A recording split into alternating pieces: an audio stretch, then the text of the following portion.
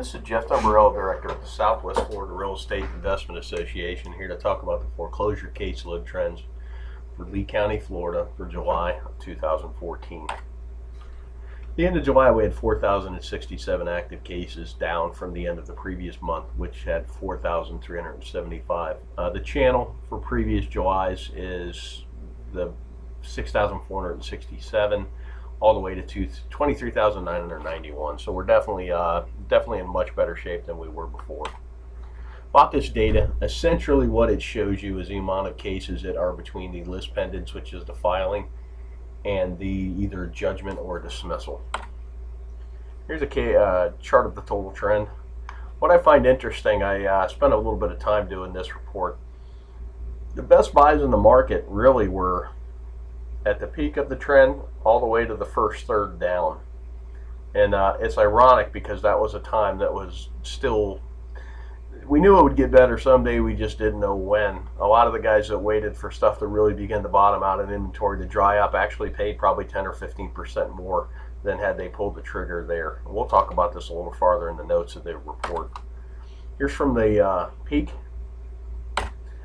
We had another month over month as well as a year over year decrease. And a narrative you have to overlay over this data is that there are a fair amount of short sales that have also traded that are still showing up because they have not been withdrawn. More and more it's apparent the correction's over. Now we're just mopping up.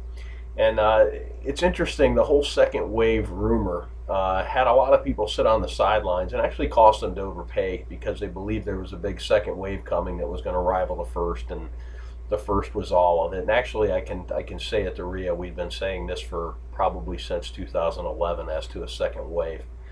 And you know, how do you deal with this? You do what the math tells you to. I mean, you look at where I pointed out in the chart before, you had 10% a year cash on cash returns buying stuff just off the MLS. I'm not even talking about going out and finding wholesale type deals that were also trading at about a third of replacement cost. It's kind of a no-brainer. At that point, you start pulling the trigger. Mid-month check shows list pendants filings and certificates of title show the trend is still the same. And this is the lowest caseload since July of 2007. I'd like to talk about the events we've got coming up for September. Rick Sass, if you've been to our meetings, you know Rick. Rick's what we call an OG in real estate investing. He began after the savings and loan crisis, Resolution Trust. He has a portfolio that spans multiple states.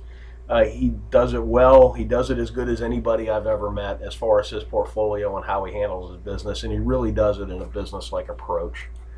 We are at this Lighthouse Waterfront Restaurant in Sanibel at 14301 Port Comfort Road. It's just before you go up to the bridges in Sanibel. The lunch is wonderful. You can click here to see what the lunch menu is. And then our general meeting is going to be on Tuesday the 16th. Michael McVitie with Realty Services is going to talk about recent changes that landlords need to be aware of. And he's also going to give us some insight into the current status of the property management industry in Florida. If you're a landlord, do business with landlord, or want to be a landlord, this is something you need to attend and take notes, because Mike is top of his game and a national speaker on this type of information.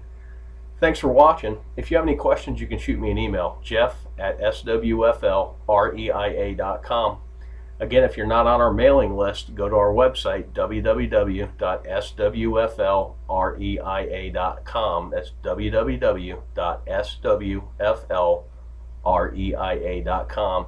At the top third of the page, there's a widget where you can put in your email address and you'll be on the list. Have a great day.